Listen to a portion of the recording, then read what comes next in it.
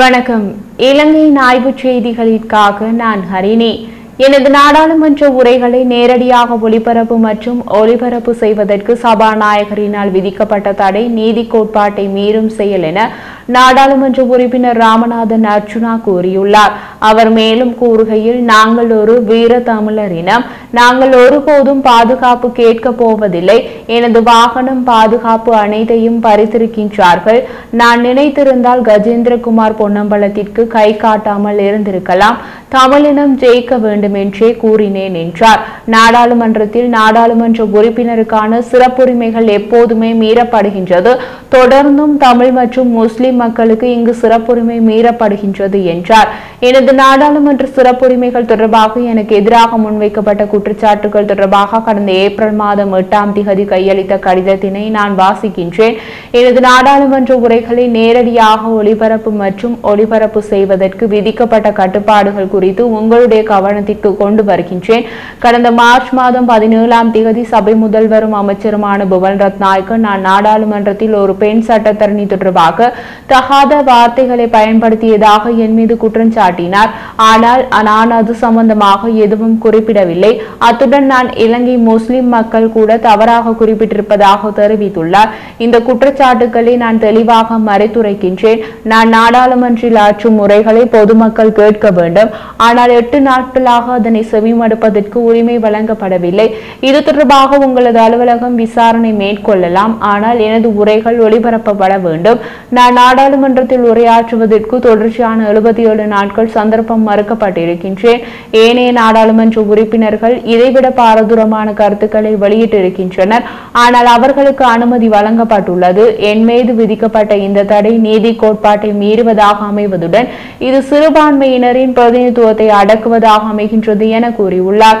அத்துடன் உள்ளூராட்சி தேர்தலில் எனது குரல் வலையை நெறித்தால் வெற்றி பெறலாம் என்ற எண்ணத்தில் தான் விமல் ரத்நாயக்க நான் கதைக்காத ஒரு விடயத்தை கதைத்ததாக தெரிவித்து 8 நாட்கள் எனது உரையை ஒளிபரப்ப தடை செய்திருந்தார்.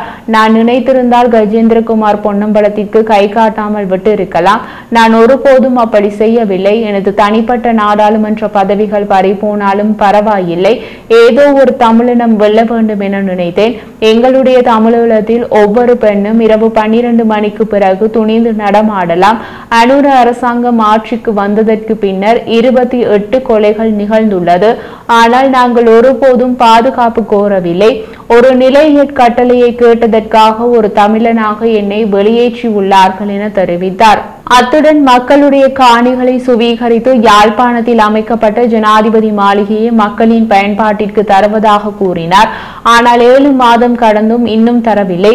சாவகச்சேரியில் பொருளாதார பயன்பாட்டிற்கு கட்டப்பட்ட சந்தை இன்னும் திறக்கப்படாமல் இருக்கின்றது.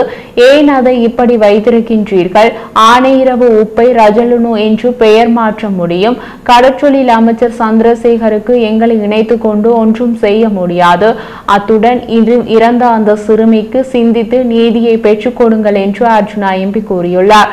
அது மட்டுமல்லாமல் இனிமேல் எங்களுடைய யாழ்ப்பாணம் மாவட்டத்தில் தேசிய மக்கள் சக்தி அரசியல் செய்யுமா என்று கேட்டால் அது கேள்விக்குறிதான்.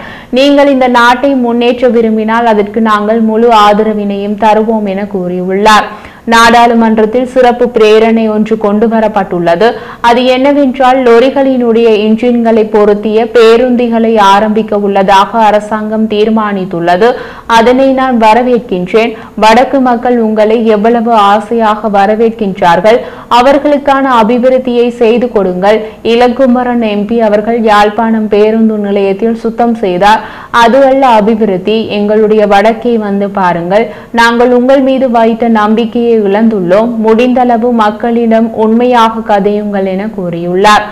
இலங்கை தமிழரசு கட்சி தொடர்பில் அமைச்சர் புமல் ரத்நாயக்க நாடாளுமன்றில் தெரிவித்த கருத்தை மீளப்பெற வேண்டும் என நாடாளுமன்ற உறுப்பினர் சிவஞானம் ஸ்ரீதரன் வலியுறுத்தினார். நாடாளுமன்றத்தில் இன்று இடம்பெற்ற தனிநபர் பிரேரணைகள் தொடர்பான விவாதத்தில் வைத்தே நாடாளுமன்ற உறுப்பினர் ஸ்ரீதரன் இதனை தெரிவித்தார்.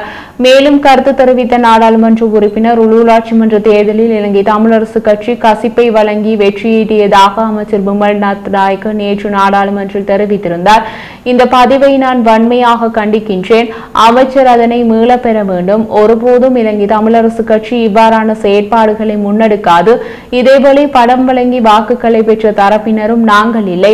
1940 ஆண்டு கால பகுதியில் தந்தை செல்வாவினால் உருவாக்கப்பட்டு 2004 ஆண்டு மீண்டும் தமிழ் மக்களின் தேசிய தலைவர் பிரபாகரனால் ஒரு அடையாளமாக தரப்பட்ட கட்சிதான் இலங்கை தமிழரசு கட்சி. தமிழரசு கட்சி எப்போதுமே மதுபானத்தை வாங்கி கொடுப்பதோ அல்லது மதுபான சாலைகளுக்கு அனுமதி வழங்கிய கட்சி கிடையாது. தமிழ் தேசியத்தின் இருப்பை, தமிழ் தேசியத்தின் அடையாளம், தமிழ் மக்களின் இழந்து போன இறமையை மீட்டெடுக்க போராடும் ஒரு கட்சி தமிழரசு கட்சி என தெரிவித்தார். அத்துடன் இலங்கை தமிழரசு கட்சி தேர்தலில் வெற்றி பெறுவதற்காக கசிப்பு வழங்கியதாக அமைச்சர் பிமல் ரத்நாயக்க கூறியதை நான் வன்மையாக கண்டிக்கின்றேன். அவர் தொடர்ந்தும் தெரிவிக்கையில் இலங்கை தமிழரசு கட்சி கசிப்பு வழங்கியதாக அமைச்சர் பிமல் ரத்நாயக்க கூறிய கருத்தை அவர் மீண்டும் பெற வேண்டும். ஒரு காலமும் இலங்கை தமிழரசு கட்சி மதுபான சாலைகளை திறப்பதற்கும் மக்களுக்கு மதுவை வழங்குவதற்கு உடந்தையாக இருந்ததில்லை. அத்துடன் ஒரு காலமும் நாங்கள் பணம் வழங்கி வாக்கு பெற்றதில்லை என குறிப்பிட்டுள்ளார்.